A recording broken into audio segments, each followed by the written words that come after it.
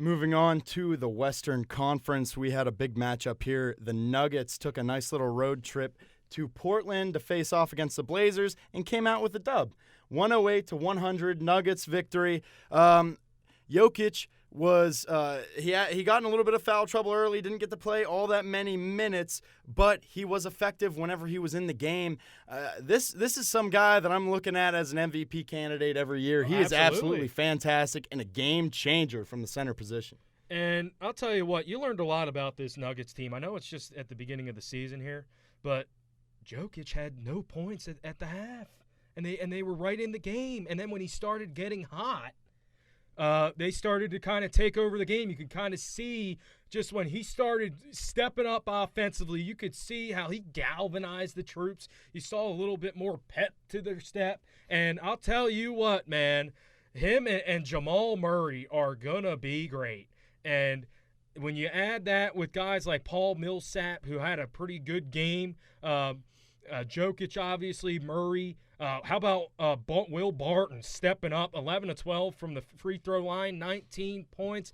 This is a legitimate contender in the West, guys. I'm telling you that right now because they are a deep team and they are going to play hard. And you got an MVP candidate that Dolby mentioned in Jokic who has worked on his game in the offseason. They were talking a little bit about it on the broadcast, how he went into Mike Malone's office and he was crying there because of the loss to the Portland Trailblazers in 7 games. You don't think he's motivated? You don't think Jamal Murray's motivated after his performance in Game 7? I tell you what, this team, watch out because they're a really solid team and somebody that is going to be competing in the Western Conference, man. Yeah, and for the Portland Trailblazers, Damian Lillard did what Damian Lillard does. Not so great from beyond the arc, 3 of 10, but other than that, was money at the free throw line, 9 of 10, had 32 points there, 8 assists. He really had a fantastic game. The Blazers were really needing him to step up even a little bit more, though, with that 8-point deficit at the end of the game. The rest of the squad, though, Hassan Whiteside looked good in a Portland Trailblazers uniform, 16 points.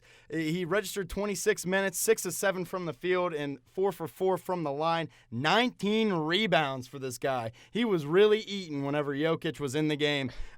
They need a little bit more from their bench. They were pretty absent here, but for right now, I mean, Portland Trailblazers, you have to like what you saw, even though it was a loss. It wasn't that terrible. Oh, yeah, absolutely. And, hey, this is the first game of the season for both these teams. I was very impressed with what I saw there from the Denver Nuggets and how they went on the road and they were trying to be a better road team this season. They're dominant at home, but they struggled on the road last year. This year, they're trying to hope things change. But I'll tell you what, I was very impressed with what I saw from a few guys, especially Hassan Whiteside, somebody that took a lot of criticism, I'd say, for the Miami Heat, somebody being a pretty soft player. And I tell you what, he didn't look pretty soft. He didn't look soft last night against Jokic. You know, he had over 15 boards.